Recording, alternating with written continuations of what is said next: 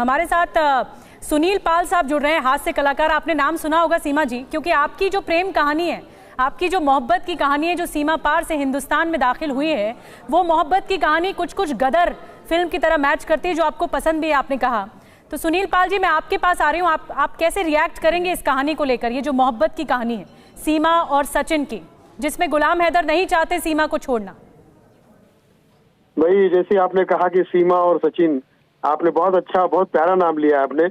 देखिए क्या है, जिसके अंदर सच इन हो, जिसके अंदर सच्चाई हो, वो कोई भी सीमा लांघ सकता है। जैसे जावेद साहब ने लिखा कि पंछी नदियां पवन के झोंके, कोई सरहद ना इन्हें रोके। तो मुझे ऐसा लगता है कि प्यार मोहब्बत के लिए, जैसे गालिब साहब ने कहा था, ये इश्क नहीं आसा जी, सीमा पार करके आ जाती है हिंदुस्तान छोड़ के पाकिस्तान, इसलिए ये कह सकती है इश्क नहीं आसा। मामला इश्क का है, प्यार मोहब्बत से ही से आगे बढ़ाया जाए। मुझे ऐसा इसमें कोई हैरानगी नहीं लगती है। हम सबको इनकी भावनाओं को समझना चाहिए, जो कि मेरा वृद्ध वाक्य तो अच्छी बात है। सुनील पाल जी, आपने सही कहा कि सरहदें जो हैं वो मोहब्बत को रोक नहीं सकती और सरहदें रोक भी नहीं पाई। लेकिन अब गुलाम हैदर साहब जो सऊदी अरब में बैठे हैं, वो रोकना चाह रहे हैं। वो कह रहे हैं तुम मेरे पास आ जाओ वापस। फंसा है यहाँ पर मामला। अच्छा भाई, मतलब ट्रायंगल लव स्टोरी है। मैं इनके साथ नहीं रहना चाहती। जी जी जी जी जी सर, मैं इनके साथ नहीं रहना चाहती। और अच्छा। इनकी ये मुझे क्या इलाज के लिए, इलाज की इनको जरूरत है। जो इनकी बात करने का तरीका है, मुझे नहीं लगता कि सही है। ठीक है सर, मैं इसके साथ नहीं रहना चाहती कि जबरदस्ती कोई रिश्ते चलते हैं। इस मामले में तो मैं चाहूंगा कि जो मैडम है उनका, मैं बच्ची हूँ, उनकी भावनाओं को कदर करना चाहिए। और मुझे ऐसा लगता है कि वो अगर जो चाहती है, बिल्कुल अगर मुझसे हैदर प्यार भी करते हैं तो उस प्यार की कसम। लेकिन सुनील पाल साहब, आपने सीमा की तो सुन ली, मुझे खुश सीमा की तो सुन ली, लेकिन गुलाम हैदर साहब भी मौजूद हैं, उनकी भी भावनाएं हैं, उनके भी इमोशंस हैं। वो कह रहे हैं और वो पूरी तरह से सीमा के साथ हैं। अब गुलाम हैदर साहब तो मैं यही कहूंगा कि उनका प्यार जो है, उनको सलाम है।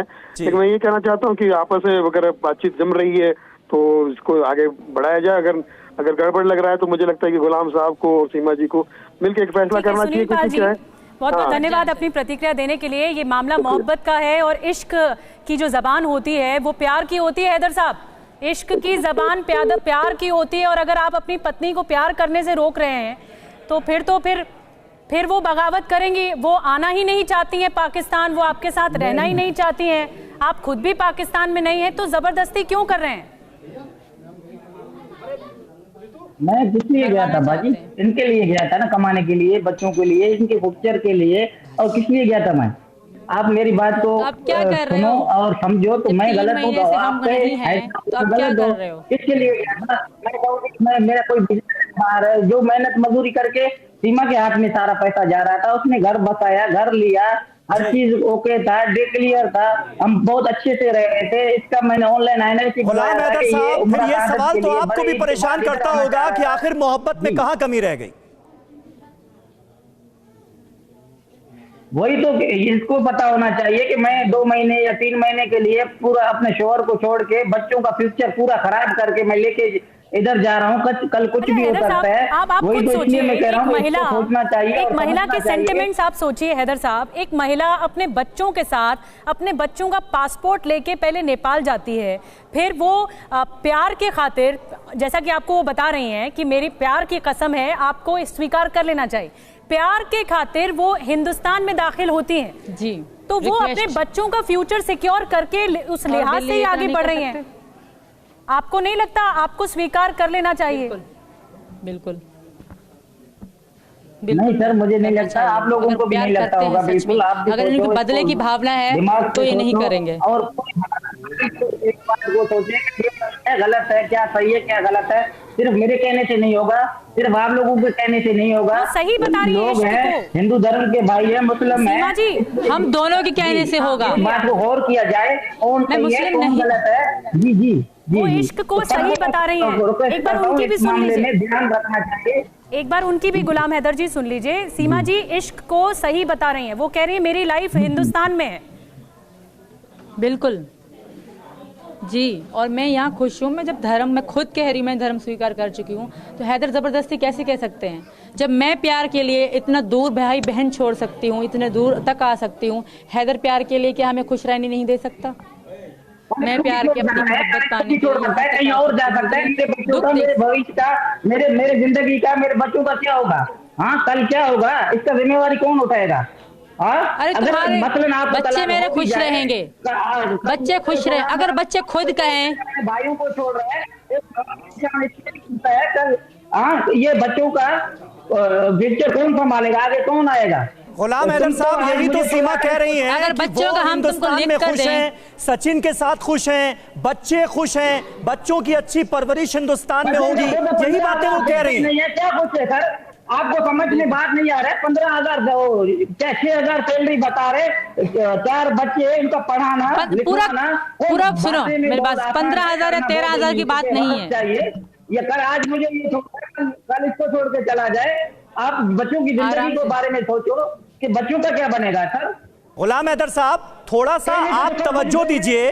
गुलाम हैदर साहब, सीमा ने जो बातें कही है ना, उसको जरा ध्यान से समझने की कोशिश कीजिए और तवज्जो दीजिए उन पर, क्योंकि ये मौका शायद आपको दोबारा ना मिले।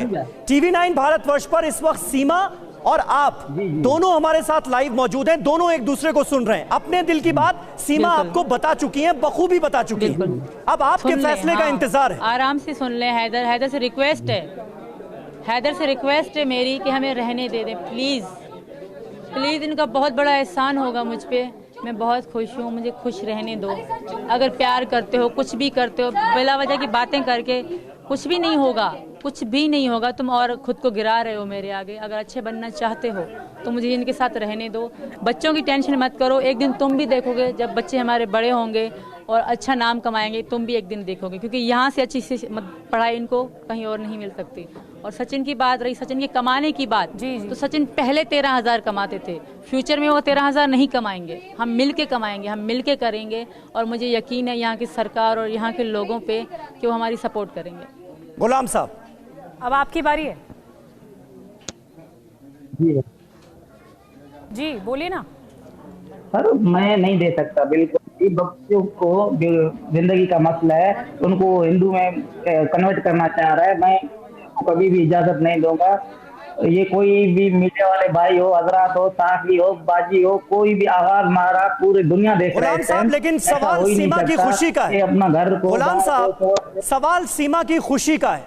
वो सीमा जिससे आप भी मोहब्बत करते हैं, आप खुद ये मान रहे हैं, तो मोहब्बत कुर्बानी मांग रही है। सीमा ये बात कह रही है, आप मानेंगे या नहीं मानेंगे? अब सवाल सिर्फ इतना सा रह गया। जी सिर्फ ये जी इतना सा सवाल नहीं है, बच्चों की पूरी जिंदगी का मसला है। सवाल मोहब्बत से बाद जो बच्चे पैदा होते हैं, असल बात तब शुरू होता है। इधर ना इसके बच्चे हैं, ऐसे कह रहे हैं कि बस मेरा बच्चों का हर चीज सही हो जाएगा। कौन सही करेगा? आप ये तो बताइए ना। यही सवाल पूछ लेते हैं। गुलाम हैदर जी, आपने मसला उठाया। सीमा जी, गुलाम हैदर जी कह रहे हैं कि आपको जानबूझकर यानी डेलिबरेटली हिंदू धर्म अपनाने के लिए प्रेशराइज किया जा रहा है, दबाव बनाया जा रहा है। आप इस पर क्या कहेंगी? वो कह रहे हैं कि जानबूझकर ये हो रहा है। कोई भी नहीं कर रहा। नहीं, मैं नहीं कह रहा हूँ कि प्रेशर किया जा रहा है। प्रेशर नहीं किया जा रहा है कि बच्चों का ये कह रहा है कि ये कौन जिम्मेदारियां उठा रहा है, बच्चों का कौन जिम्मेदारियां उठा रहा है कि बच्चों को तालीम दे रहे हैं। इसको जो है, अगर बच्चों की कोई जिम्मेदारी उठाए तो तुम हमारी जान छोड़ दोगे?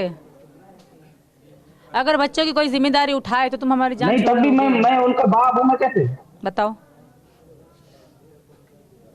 कौन उठाएगा? नहीं मान रहे। अगर बच्चे खुद चाहे कहें कि तुम्हारे साथ नहीं रहना सकते, उनको तालीम तक मैम आप इनको रहने दें। ये पागल हो गए हैं, ये मेरे पति नहीं है। इनके कहने से ये सब सीमा जी, एक मिनट, ये कहते हैं, इनको कहने दें।